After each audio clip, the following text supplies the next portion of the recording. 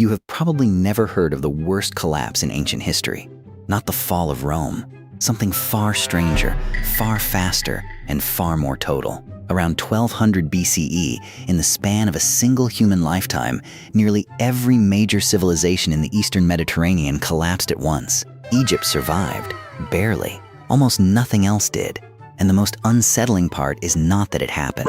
It is that more than a century of research still cannot fully explain why. In the centuries leading up to 1200 BCE, the Eastern Mediterranean was not a collection of isolated, struggling societies. Egypt, the Hittite Empire in modern Turkey, Mycenaean Greece, Assyria, and the trading city of Ugarit formed one of the most interconnected systems the ancient world had ever produced. Diplomats traveled between royal courts.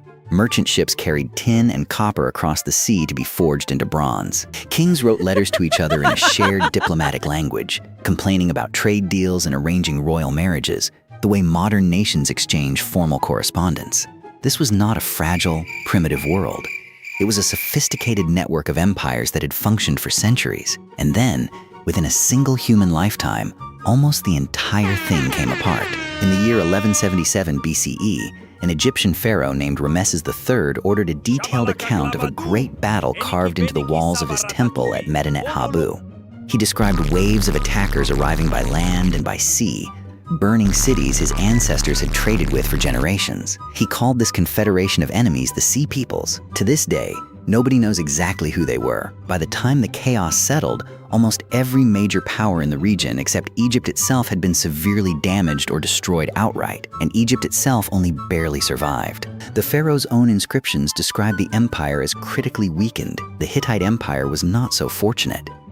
One of the most powerful states in the ancient world simply ceased to exist. Its capital city, Hattusa, was burned and abandoned. The Hittite Royal Archive falls silent at exactly this point. There is no dramatic final entry. The records simply stop, as if the people writing them had no idea the end was actually arriving. There is a 50-year stretch of human history where the map simply stopped making sense. Great cities that had stood for centuries were burned to the ground and never rebuilt.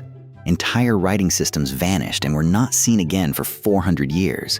Trade routes that connected the known world went silent overnight. Mycenaean Greece suffered perhaps the most dramatic transformation of all. This was the civilization later mythologized in Homer's epics, the world of Agamemnon and the siege of Troy. Massive palace complexes at sites like Pylos and Mycenae were burned to the ground. The sophisticated bureaucratic writing system used by these palaces, a script called Linear B, vanished entirely. For the next several centuries, Greece could not write at all. Archaeologists call this period the Greek Dark Ages. When Greek literacy finally returns centuries later, it uses a completely different alphabet, borrowed from Phoenician traders. An entire civilization forgot how to write. So what actually caused all of this? For more than a century, historians and archaeologists have proposed theory after theory, and none of them fully explains the scale of what happened. The first theory points to the Sea Peoples themselves.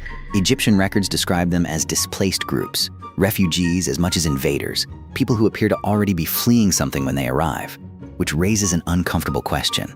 If the Sea Peoples were the cause of the collapse, what caused the Sea Peoples? The second theory points to climate change. Tree ring data and lake sediment analysis from this exact period show evidence of a severe, prolonged drought across the Eastern Mediterranean, lasting decades. A drought this long would have devastated grain harvests across multiple kingdoms simultaneously.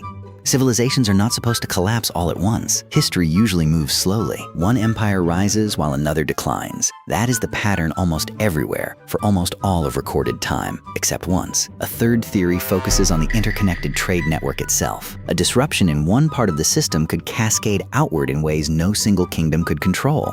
In a world this interconnected, one weak link did not just hurt one kingdom. It threatened to take down the entire system at once. A fourth theory, gaining serious traction in recent decades, suggests something more unsettling, that no single cause was responsible at all. Researchers studying this period increasingly describe it using a framework borrowed from systems theory. Multiple causes, none individually catastrophic, hitting an already fragile, overly interconnected network at nearly the same time.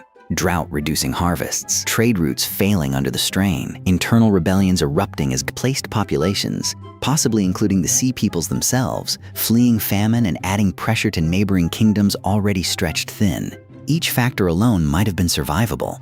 Together, they were not. This is sometimes called a systems collapse, as it suggests that highly interconnected, sophisticated civilizations are not necessarily more resilient than simpler ones. What makes the Bronze Age collapse so difficult to fully resolve is the nature of the evidence itself. We know the world before.